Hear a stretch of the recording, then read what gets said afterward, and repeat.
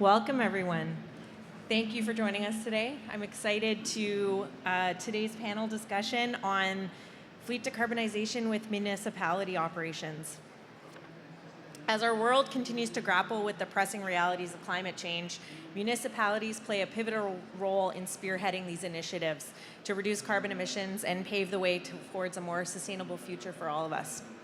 My name is Elizabeth Baker. I'm a partner in Deloitte's consulting practice, focusing on transportation and fleets over the last 17 years. And most recently, this has included helping fleets on their fleet decarbonization journey, whether that's planning, implementing, or operating, and I'll be the moderator today.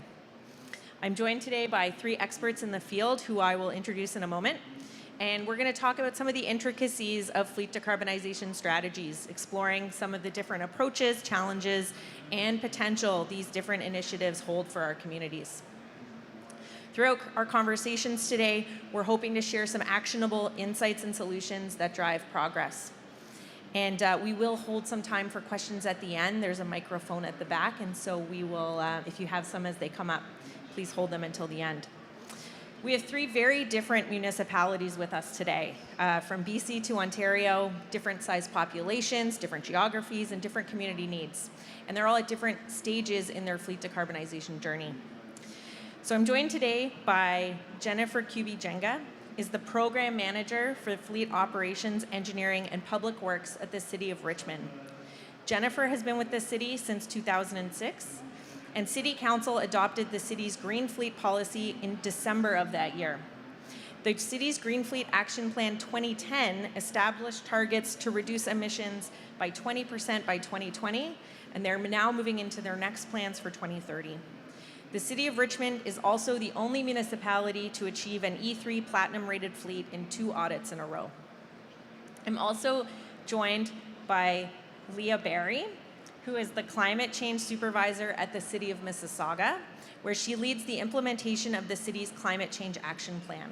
And an interesting call out here is Leah sits with the infrastructure team, not the fleet team. And so she'll have some different perspectives from our other two panelists today. As part of its climate change work, Mississauga is actively engaged in decarboning its light and heavy duty fleets and equipment. You'll hopefully have seen the electric Zamboni over on the other side of the floor, and if you hadn't, go have a look. They're exploring a wide variety of vehicle and charging technologies, including both battery electric and hydrogen fuel cell. We're lastly joined by Chris Hill. He's the supervisor for fleet planning at the City of Guelph, where he leads the procurement of zero-emission vehicles, including transit buses. Guelph has 55 full or partially electric vehicles in service, with 23 more on order. And Chris has been the fleet manager at the City of Toronto, the City of Hamilton, and previously served for 2 years as the CEO of Electric Mobility Canada. So thanks for joining us today. We're going to start from a standpoint of some baselining and tell us a little bit about where you've started on your journey. So Leah, as the climate change supervisor for Mississauga, what are the key components the municipality is thinking about greening their fleet? Yeah, so as you mentioned, we're kind of coming at this a little bit differently, and some might say a little bit later. But what we're really doing is kind of reigniting a process that started back in the early 2000s that focused on right-sizing and focused on largely hybrid technology, because that made sense at that time, but fizzled because it lost its champion. And so, there wasn't a lot of movement for a while, and then we started to mobilize around climate action, and that became the kind of key driver. And there were a few opportunities that came our way that we wanted to take advantage of. And some of them we were ready for, and some of them we were very much not ready for. So for instance, funding opportunities became more apparent for us in around 2018, 2019 to install some EV charging infrastructure. And we were only kind of ready to capitalize on that because of, we were approached by the private sector at one point saying, hey, we want to install chargers for the public. And so we got to do some walkarounds with them and figure out which sites were great. And ultimately, we weren't able to go forward with it, but we were able to leverage the understanding that we built in that moment and in those assessments of different sites to jointly submit an application with our regional partners to the NRCan ZEVIP program, and that really got us going. So I think it really became clear to leverage the opportunities as they come up, and even though you might not be perfectly ready to plan everything and do everything and know exactly where you're going to be next year and the year after and the year after that, just starting and putting the charging infrastructure in place, even on the public side, really mobilized our understanding as a municipality of what we want to do, what we can do, and where we need to go. And we were really catapulted into this space as a result of that. So, our number one driver now is our climate change action plan and reducing our GHG emissions, both in the community and corporately. But I think our considerations at the moment of when we had some opportunities, we really just didn't have any, and so we wanted to kind of respond to that. So basically, I think our components of greening our fleet is being in a state of readiness and trying to capitalize on those opportunities as they arise, whenever they come around. I think that'll leave it there. Okay. And so, Chris, how does this compare to the journey that Guelph has been on?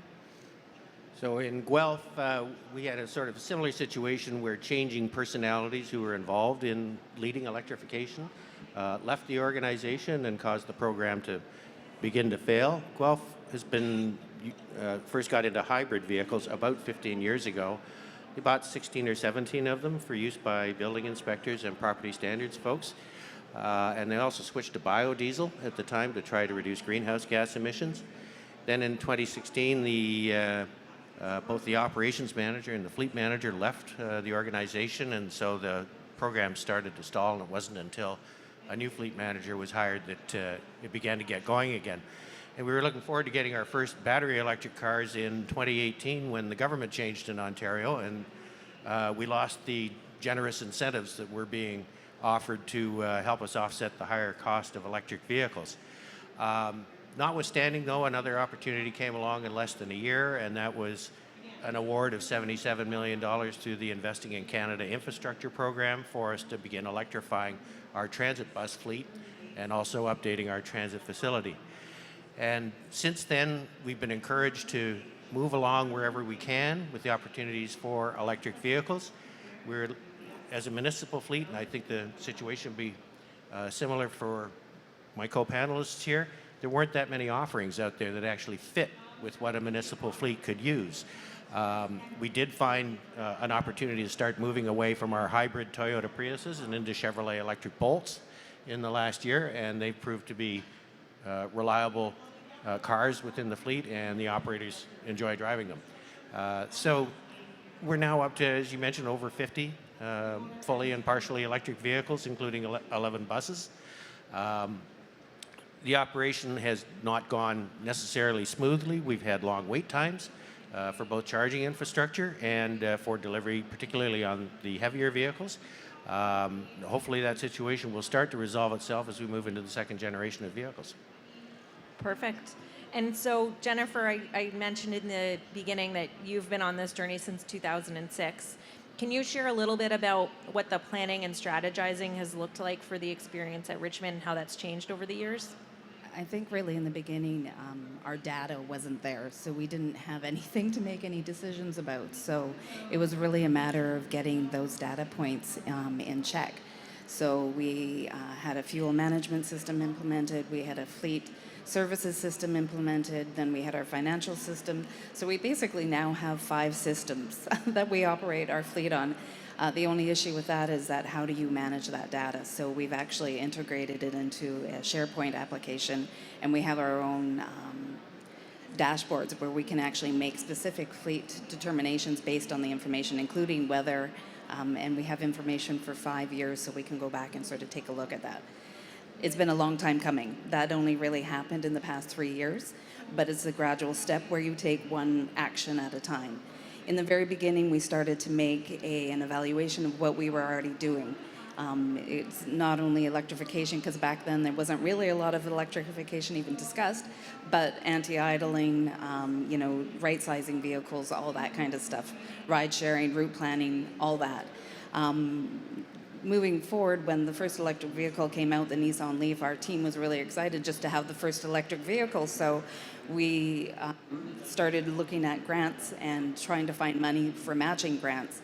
So through our processes, we've now learned that if we actually put in for submission money for certain projects, that actually gives us money in our financial pool to be able to get matching funding. So it's available, so we don't have to scramble at the last minute trying to complete those grants.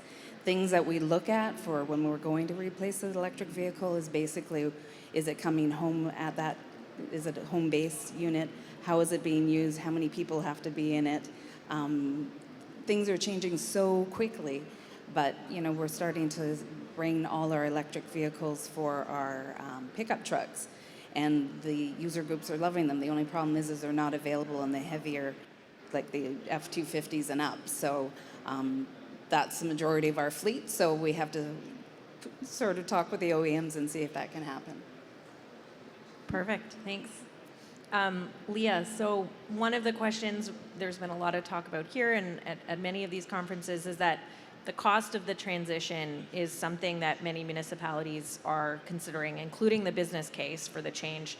Can you share some perspectives on both the cost and the funding options? Yeah, I think we face the funding constraints certainly because our fleet management, our fleet replacement budget is fixed annually, and if the cost of the vehicle is more year over year, means we get less vehicles, we can replace less. But I think what's happening is that the closer we get to parity, the more we're able to do, and we've put the processes in place. So we've got a green fleet and equipment policy that we have at the city that kind of guides the purchasing decisions. So if there is an electrification opportunity, it gets prioritized over a replacement of like for like. And we can demonstrate pretty clearly the business case through operational savings. Our challenge right now is actually that those who feel the benefits of the operational savings are not the same who feel the additional burden of utility expenses rising.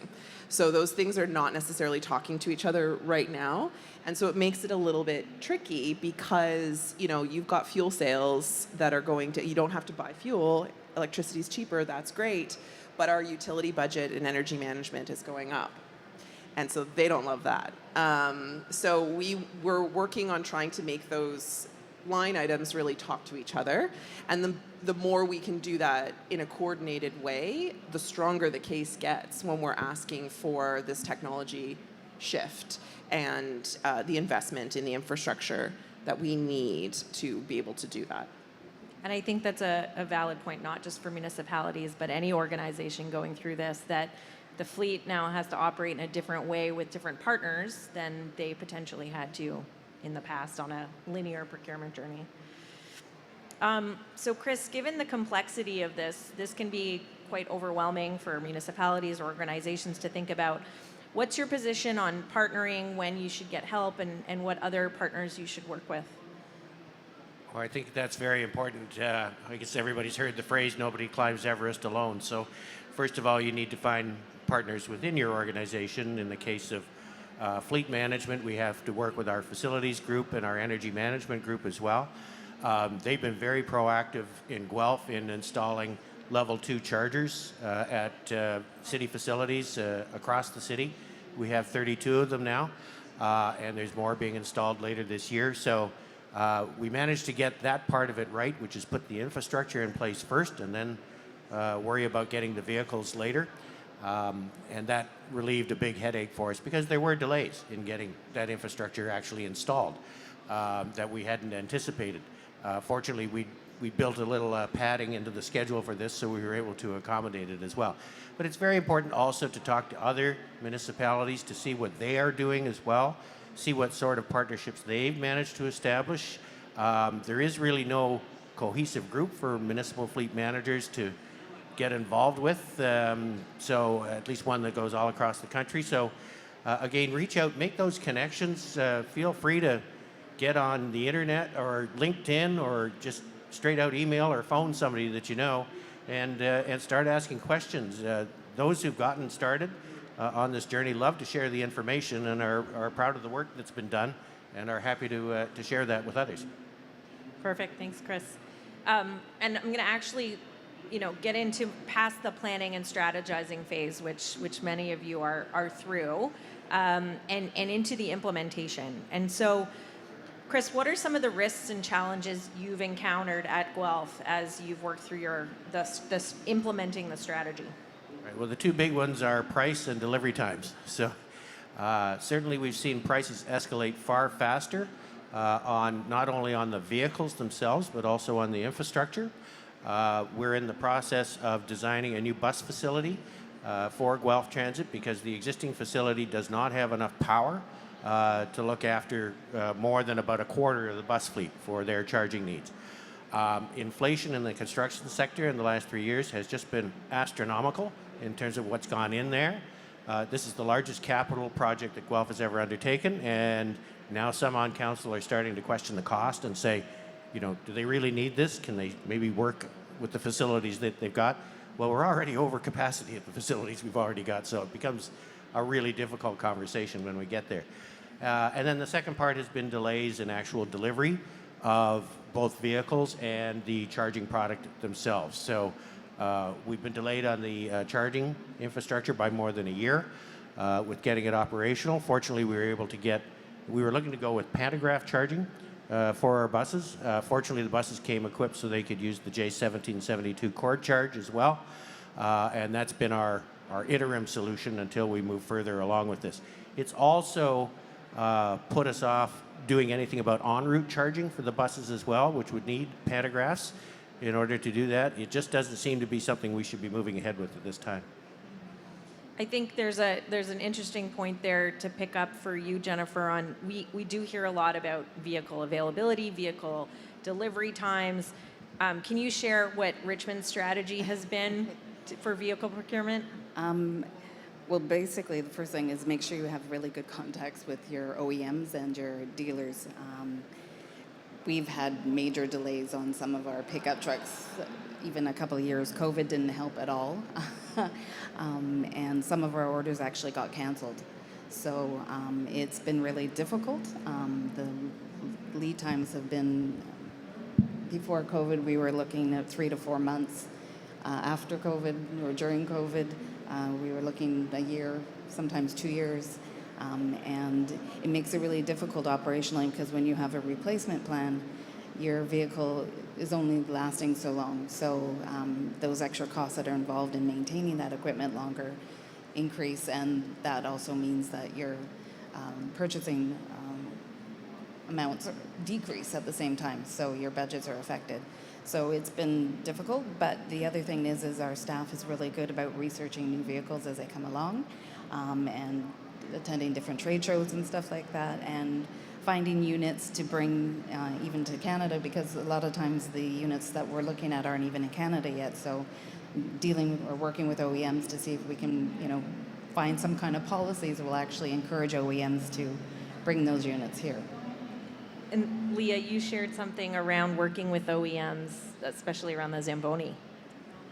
So, and I was actually going to point to a different piece as well, which is when we were facing, year-plus lead times on vehicles, we had to get really creative. And so what we ended up doing actually was going to council with a single source procurement, which allowed us to work with a local vendor who could bring in used vehicles.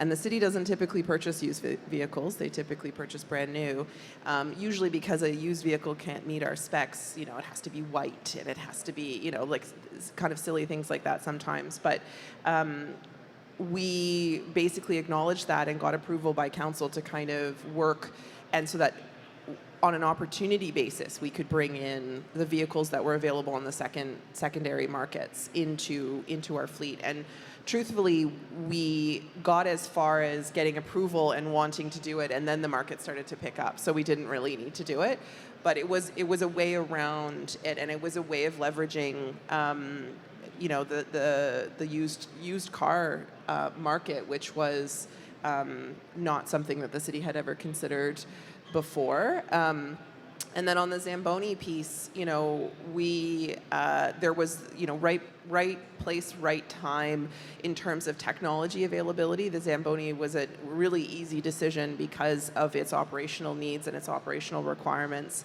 And it allowed for us to kind of commit in and lock into certain pricing at a time, which was very advantageous. But I think it has allowed us to be the first in certain spaces. So we kind of, there was opportunity on both sides for that, where we could work directly with the manufacturer and bring in a specific technology that worked for our needs and have a long-term relationship with them. And that continues to be very positive. Perfect. And so using that discussion around vehicles, if we think a little bit more about the infrastructure, Chris, how can municipalities ensure adequate charging infrastructure as the fleet continues to grow? So it is important to get out in front with the infrastructure and work with your facilities group or your energy management group to ensure that it's done. It doesn't have the same, at least for level 2 charging, doesn't have the same sort of cost implications that we've seen with DC fast charging at our transit facility.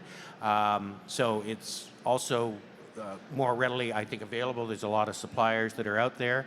In Guelph, we went with the Flow product, and they were great to work with in terms of meeting deadlines to actually install the equipment that's there. And that was a big help for us because Guelph was relatively poor in terms of having public infrastructure available for charging. We now have chargers at our solid waste facility, at our water treatment plant, at a couple of our recreation centers and arenas, at our transit facility, and at our public works yard as well. And this has enabled us also to look at additional equipment that we hadn't thought of before. We just recently took delivery of an electric-powered sweeper for our bike lane programs. It seemed to us to be perhaps a little counterproductive to be putting a diesel tractor on the bike lanes in order to keep them clean. So when we had the opportunity to buy an electric one, we took it. So again, the infrastructure is not the most difficult piece that's in there, although it was for us in transit. But it's something that does need to be a forethought as opposed to an afterthought. Perfect. Jennifer, Leah, anything to add on infrastructure?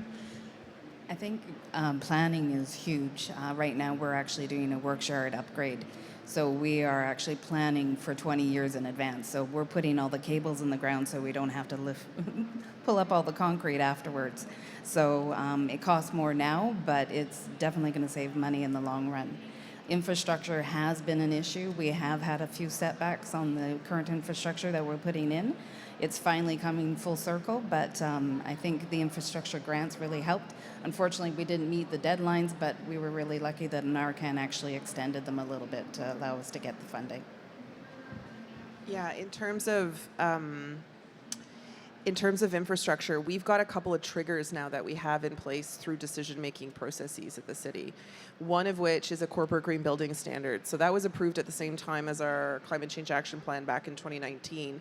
And basically it says that any corporate building that's being made significantly renovated or building new has to have 25% of parking spaces be EV ready. So that means that if there's any kind of civil works that are happening, conduits being laid, the panels are being upgraded, and it becomes a much easier conversation down the road when you have those things in place and it's more of a plug and play. So that's happening, and what I love, well, I have a love-hate with it. It's happening without us even knowing. So it's great because it means that people are doing it. It's challenging because you don't necessarily get looped in, but we're now, at our community centers when they're getting renovated are saying, okay, so how many chargers should I put in? And which is fantastic. The other thing that is happening is we are trying to get more intentional with our procurement folks and our capital design and construction team to flag any project that has an opportunity to enhance electrification. We encountered a situation at one of our yards where we came in to install chargers, and just 18 months previously they had repaved everything, they redone the lighting, they had done everything, and so that was a really hard pill to swallow. And so we're trying to get ahead of it now, do it on an annual basis, look at it. So we've got a couple of triggers through policy and guidelines, and then we've got a couple of gates, I'd say, through annual capital planning and through our procurement, because we do have a sustainable procurement policy as well. So if those procurements are coming in for projects like any kind of pavement or electrical upgrades is basically the triggers, we get kind of flagged. Are you aware of this? Should we be doing something? What's involved? And so that's starting to prove really incredibly fruitful. And we've got over 100 chargers in, and that's happened in about 2 years. So it's great. And so really getting the structure around it and the trigger points. If we shift gears a little bit into operating a fleet that includes electric vehicles, Jennifer, how can organizations track the performance of the EVs to optimize and ensure they're paying off? Well, the data speaks. There's no doubt about it. I can give you an example that we actually just put some PHEVs into our fleet because that's what met the operational need at that time. But we can track who's fueling and who's not fueling and who needs a re-education or a refresh on how to operate the vehicle. So basically, we've had people that just were fueling, they weren't using the battery part of the unit. Then we had other people that hadn't fueled since they got the unit. So now that allows us to have the ability to educate our staff again on how to use that vehicle, and those fuel usage rates have come right down again. So that's really, I can't say it enough, but we can track, for instance, all the costs on a particular unit that we've replaced. We have the ability to take a look at what the expenditures are on the electric side. That includes, fuel and maintenance and all those other expenses. So we can actually track that the total cost of ownership is coming down on those units. So the price parity, perhaps, over the total cost of ownership is actually making sense now. That's great. That's great to hear. Yeah. And Leah, Jennifer touched on an interesting point around change management and engagement. So in your opinion, what can municipalities do for employee and communication and community engagement? It's a really good question. So far, I think the most effective thing that we have had make an impact both in terms of employees but also the public has been real-world experience, which is basically test drives. So once you know somebody who drives an EV and you've got a safe person you can ask your questions of, then usually you can convert them. And so it's about kind of creating that network so people know where to go to find out information. That's both in terms of employees, so internally, but I think that's also true in the community. So we've been doing an annual, we've been working with Plug and Drive actually to run an annual EV meet, which is a kind of a pop-up installation that offers test drives for a couple of weeks at a given location. We did it, this coming summer will be our second time, and we reserve some of those test drives for employees. And it books up so fast. And then in addition to that, we're doing, so with employees, if you want the test drive, we're incentivizing you by winning an EV for a week, which is basically an EV rental. But it sounds really attractive. But in order to participate in that, you have to also participate in a webinar where we get to debunk a lot of, the myths that are out there around EVs and charging. On the community side, we're currently actually undertaking what we're calling a myth-busting campaign. We're developing some outreach and communication materials so that we can bring those out into the community. We've got a dedicated engagement and outreach team in environment. And so bringing those materials out so that we can get ahead of, some of the issues that people raise and some of the misinformation that's shared. So I think education and outreach in terms of actually going out to people and then giving that opportunity for them to get some hands-on experience and building their networks of who can I ask these questions of tends to be quite effective. That's great. Jennifer, did you have something to add? Yeah, actually, we developed a program for school-age children. It has core competencies, and it aligns with the BC school curriculum. So it's actually funny the way that it's worked over the past couple of years. The students are actually teaching their parents about electric vehicles. So we figured by educating our youth, and we have outreach programs too, so we're able to have high school students actually man those booths, and because they know the information through the electric vehicle program that they got taught at school, they're actually teaching the public as well. That's great. So as we start to come to a close here and wrap, wanted to ask you each to kind of share, despite all the hurdles that we've talked about today, we've also talked a lot of the positives. And so would like each of you to comment on why is electrification here to stay? What's the impact you've seen? And why does it make sense for those who are just starting on their journey to begin? Chris? Well, I think in our case in Guelph, it was felt by our senior management team this was the right thing to do, and it was the right time to do it. So we've always had lots of encouragement from that standpoint, and that seems to get reflected every time we hear from members of the community as well. They like what they're doing. They love it when they see the electric bus coming down the street. They ask for us to put the electric buses on routes where they live, so they want to see them. When I was in Hamilton as well, we used to take a green vehicle out to the festivals and fairs that actually have a pretty busy schedule throughout the summertime. And it's just incredible to see the reaction of the public when you show them these vehicles. They seem to be very encouraged by what we're doing. And that, in turn, I think just helps us feel that we're doing the right thing as well. Jennifer?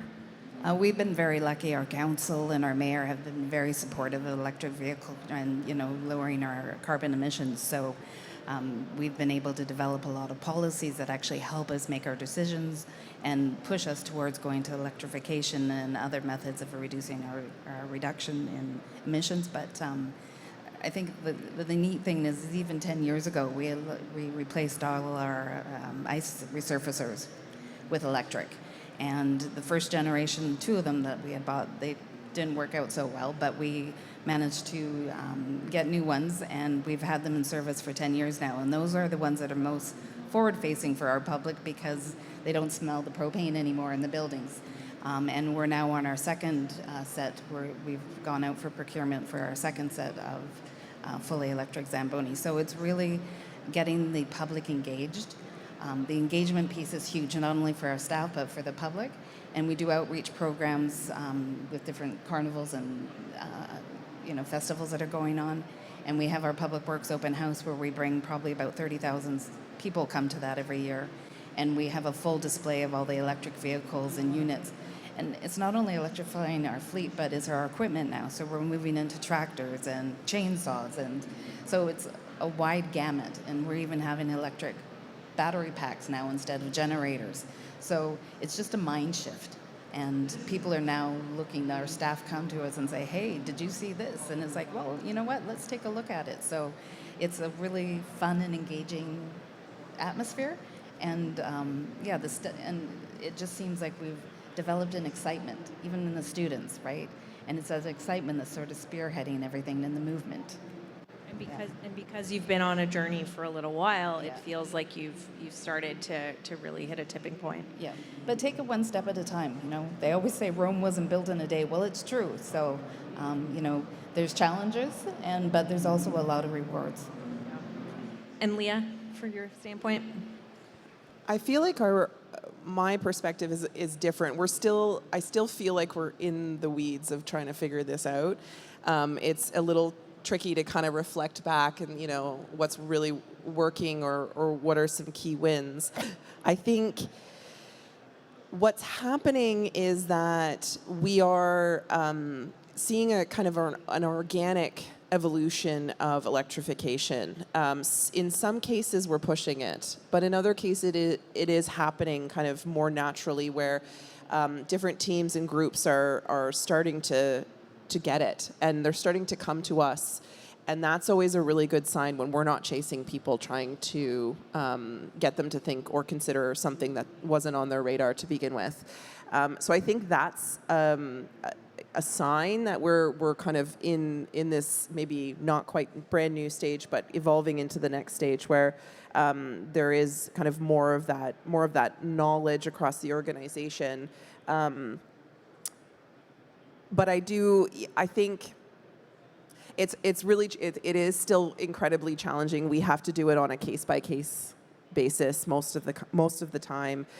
We still need to wrangle people to get them sometimes to come and make these decisions.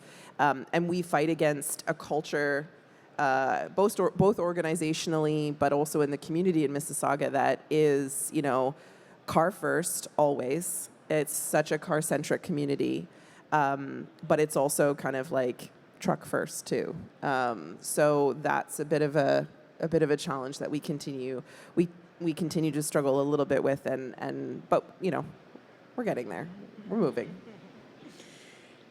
We do have some time for audience questions if anybody has one. Nope. Got a few. There's a mic at the back. Good morning, everyone. Thank you so much for sharing stories. I can now understand we kind of share similar stories also at City of Brampton. One question I have, how did you manage the vehicle versus number of charging points?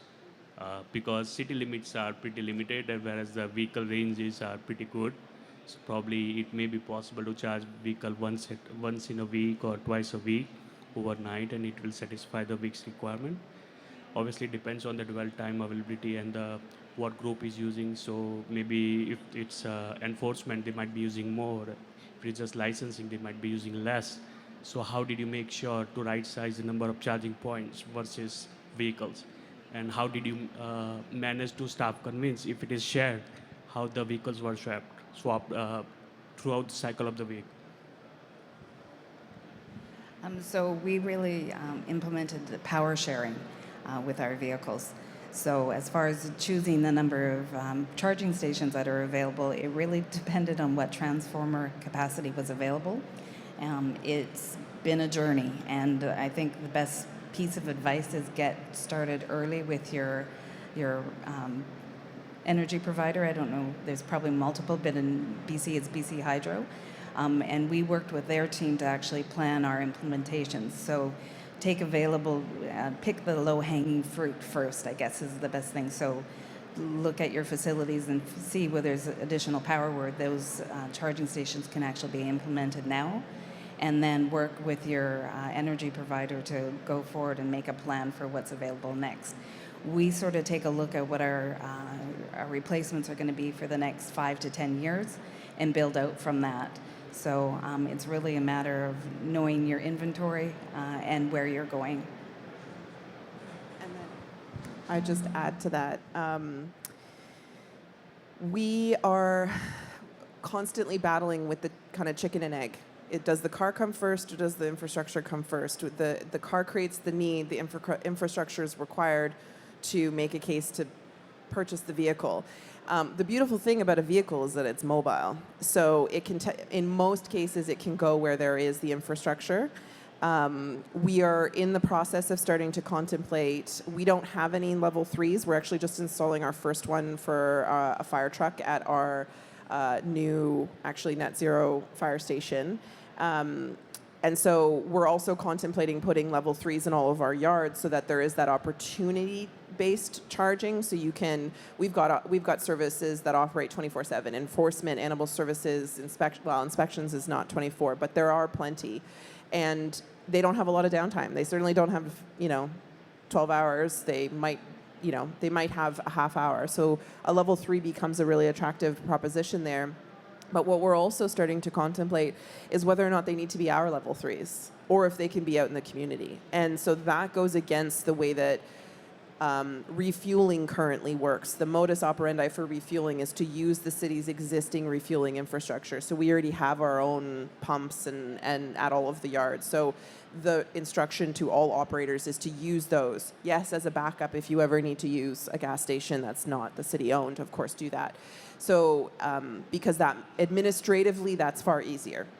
And it's also not electronic for us at this moment in time. It's more pen and paper based. But I think we are going to face a little bit of pushback, but I think it's a space that we are willing to explore further, which is to capitalize on existing publicly available charging infrastructure for our fleet.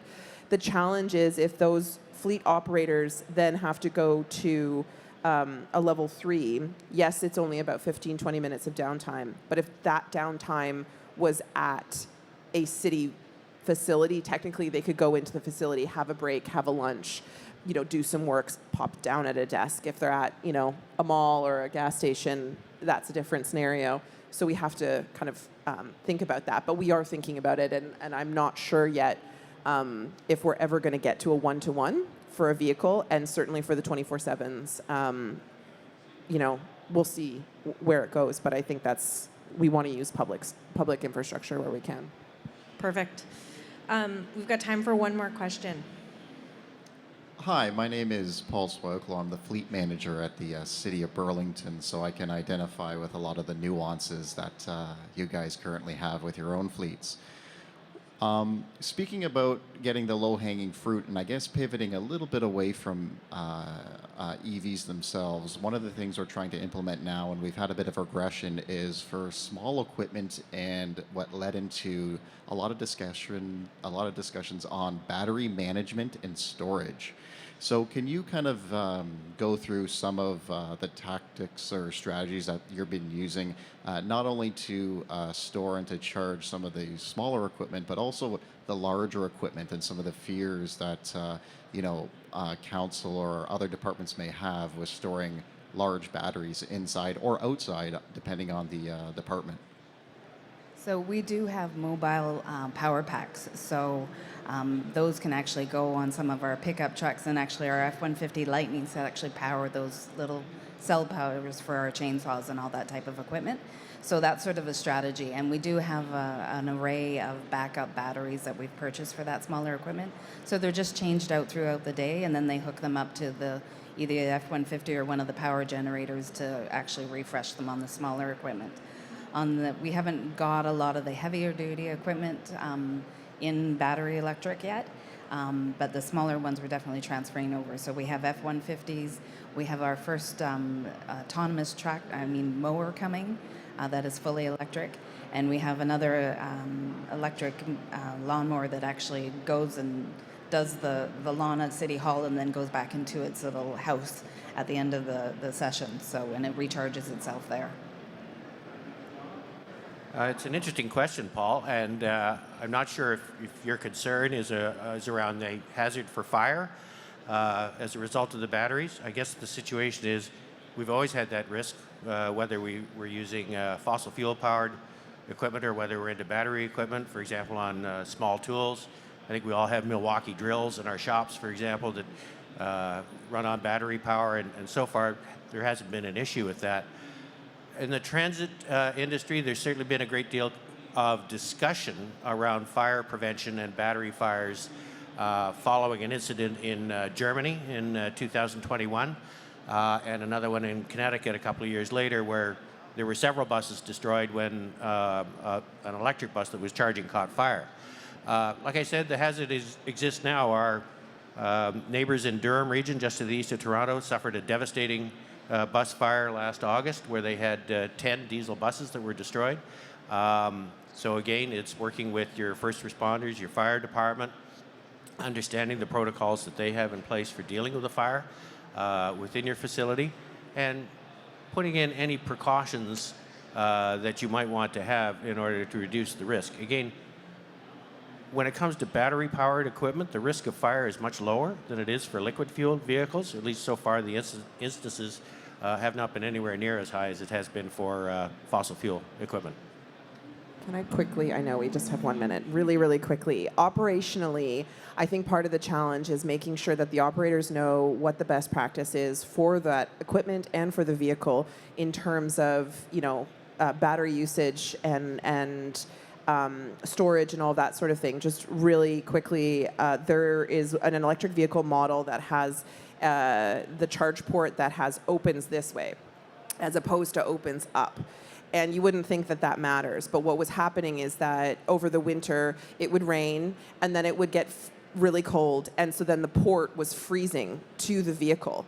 And there was this, perception of, oh, there's a problem. We need a shelter. We need, all this kind of stuff. But the reality is if the practice on the operator was to get into the vehicle and sit there so the battery can warm up for 5 to 10 minutes, that's going to defrost and you can just click it and off you go. So that's an operator change, and it's quite simple. So it's training. It's really training on how to use these things. Perfect. So we've reached our time today. Thank you, all three of you, for joining us. Thank you, audience, for joining us. I think just to summarize what we heard today, it really is around planning, thinking big, what's your end goal, but starting small and really getting started. So thank you very much.